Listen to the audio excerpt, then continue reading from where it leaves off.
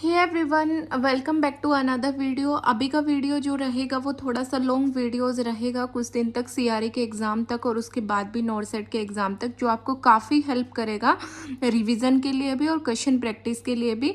इसमें हम क्या करेंगे, one by one topic wise जितने क्वेश्चन होंगे उस टॉपिक के उनको रिवाइज करेंगे, उनका रैशनल देखेंगे।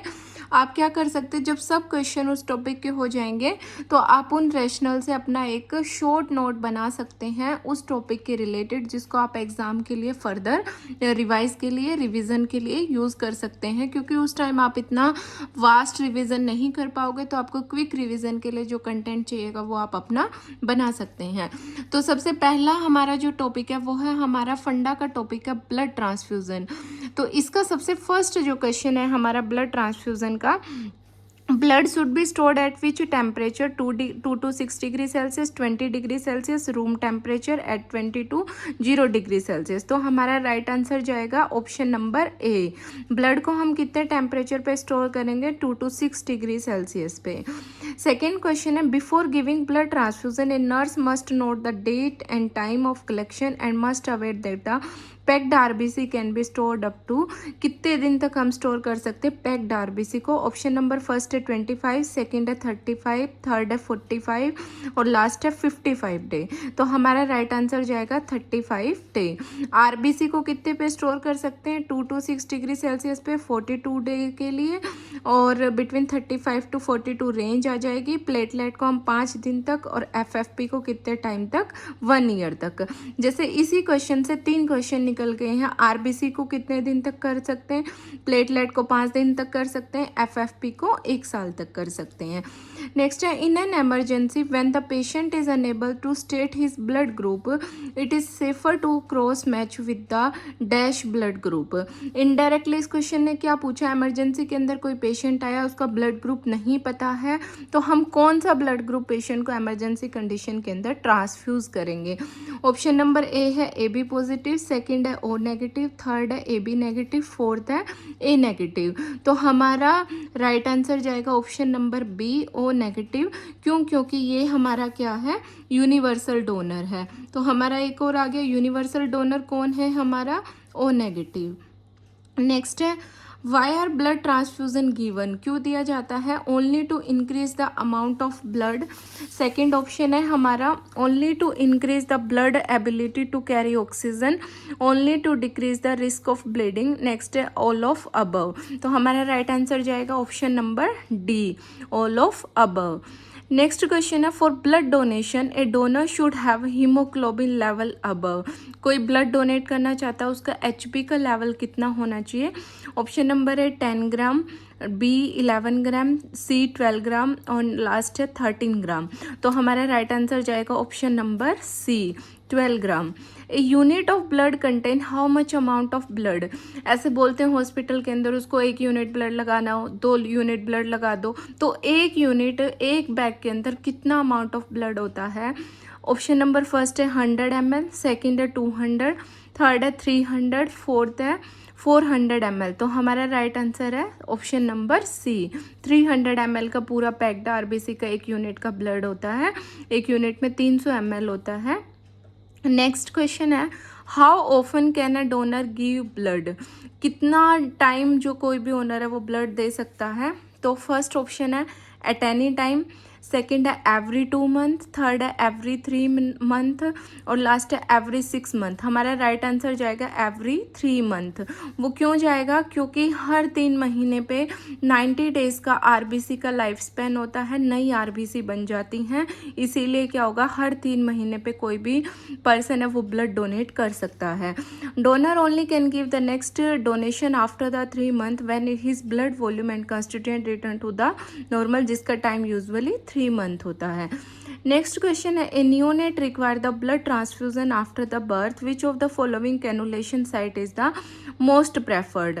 अभी तक हमने पढ़ा कि कितने यूनिट ब्लड, कौन सा ये सब। अभी क्वेश्चन पूछ रहा है, कोई नियोनेट है, उसको ब्लड ट्रांसफ्यूजन करना है, तो कौन सी साइट से करेंगे कैनुलाइजेशन? स्काल्प वेन, सेकेंड है इंट्राओसियस, थर्ड है अम्बलाइकल और फोर्थ है हमारा सबक्लेवियन। इसने क्या पूछा है क्वेश्चन में? नियोनेट है, तो नियोनेट को हम किससे करेंगे? अम्बलाइकल कॉर्ड से। नेक्स्ट है when administering blood to a patient it is important to, किसी को ब्लड ट्रांसफ्यूज कर रहे हो, क्या इंपॉर्टेंट है? फर्स्ट है administer each unit within a 6 hour period, 6 घंटे के अंदर लगा देना है। सेकेंड है use a volume control infusion pump to administer the blood. Next है run the blood at the slower rate during first 5 to 10 minute. और last है draw the blood sample from the patient immediately after each unit is the transfused. ये भी गलत है, क्यों? क्योंकि 4 घंटे के अंदर लगा देना चाहिए।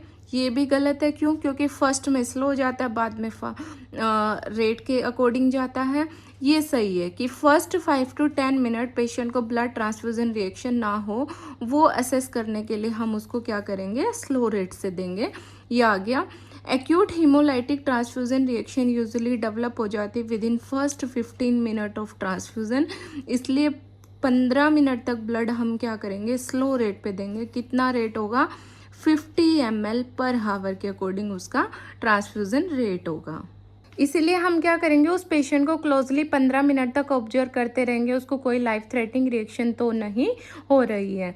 नेक्स्ट क्वेश्चन है a blood transfusion should be started at how many macro drop per minute for how long time, कि कितने से स्टार्ट करना है। फर्स्ट है 10 drop for 10 minute, 20 drop for 10 minute, 25 drop for 15 minute, 120 drop for 15 minute.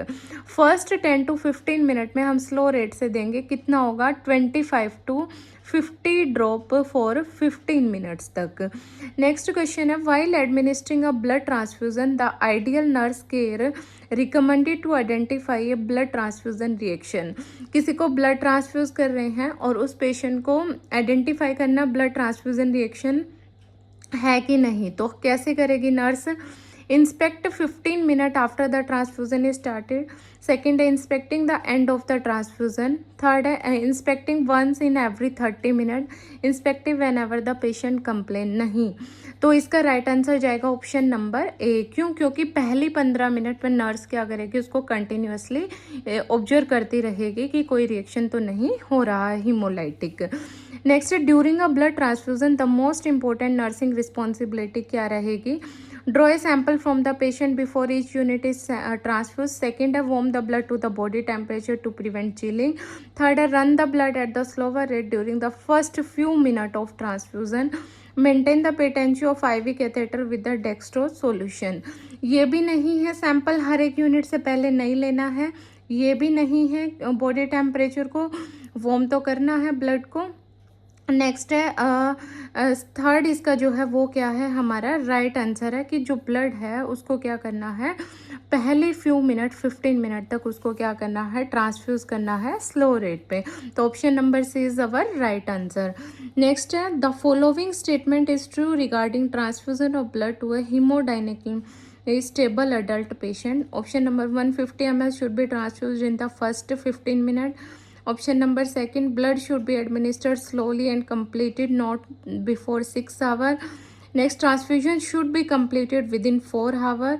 Last option है हमारा the unit of blood should be warmed at the bed side for 1 hour before starting transfusion. तो right answer है हमारा option number C. क्यों? क्योंकि blood transfusion को हमें 4 घंटे के अंदर फिनिश कर देना होता है, ट्रांसफ्यूज़ कर देना होता है, नहीं तो उसके अंदर क्या हो जाते हैं, इन्फेक्शन के चांसेस हो जाते हैं और जो ब्लड होता है उसकी जो कंपोजिशन होती है उसके अंदर भी चेंजेस हो जाते हैं और बैक्टीरियल ग्रोथ स्टार्ट हो जाती है। नेक्स्ट क्वेश्चन है a blood transfusion should be completed within 4 hour. क्यों?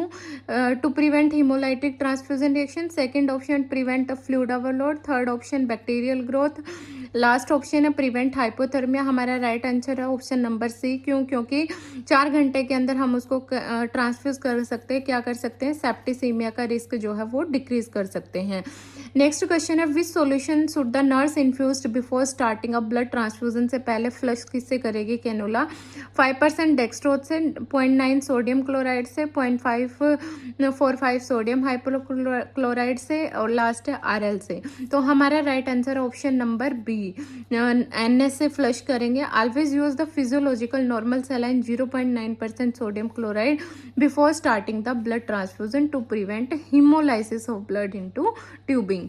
नेक्स्ट क्वेश्चन है Which nursing action is most important before starting an infusion of the packed red blood cell IV? कौन सा nursing action सबसे important है? First है wait करना है patient का, सेकंड है फाइंडिंग आउट पेशेंट का 18 गोज का कैनुला है कि नहीं है, थर्ड है checking the HB and HCT level, और फोर्थ है clearing the existing tube with the dextrose. No, ये भी नहीं है, ये राइट आंसर है हमारा ऑप्शन नंबर बी। अडल्ट के अंदर 18 गोज का कैनुला जो है वो पहले चेक करना है, इंसर्ट करना है। Always use 18 gauge needle for blood transfusion to prevent damage of red blood cell and smooth flow of the whole blood. Next है 18 gauge IV cannula is used for blood transfusion.